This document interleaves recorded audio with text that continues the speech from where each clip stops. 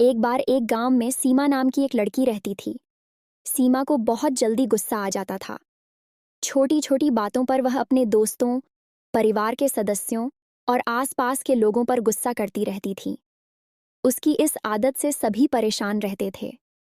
एक दिन उसके पिता ने उसे सबक सिखाने का सोचा।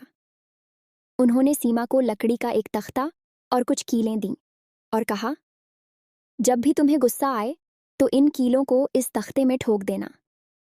पहले दिन सीमा को बहुत गुस्सा आया और उसने तख्ते में 15 कीलें ठोक दीं। धीरे धीरे सीमा को एहसास हुआ कि गुस्से को काबू में रखना और शांत रहना कीलें ठोकने से कहीं आसान है। धीरे धीरे उसने गुस्सा कम करना सीख लिया। कुछ दिनों बाद सीमा के पिता ने कहा, अब जब भी तुम अपने गुस्से पर काबू पा सको, एक कील निकाल देना। सीमा ने वैसा ही किया और कुछ दिनों में सभी कीलें तख्ते से निकाल दीं। उसके पिता ने मुस्कुराते हुए कहा, बेटा, तुमने बहुत अच्छा काम किया है, लेकिन इस तख्ते को देखो, कीलें निकालने के बाद भी इसमें छेद रह गए हैं। ठीक उसी तरह जब तुम गुस्से में किसी को बुरा बोलती हो तो वह बुरा असर हमेशा के लिए उनके दिल में रह जाता है।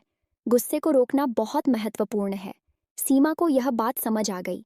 उसने तय किया कि अब से वह अपने गुस्से को नियंत्रित करने की पूरी कोशिश करेगी और दूसरों के प्रति दयालु और सम्मानजनक रहेगी।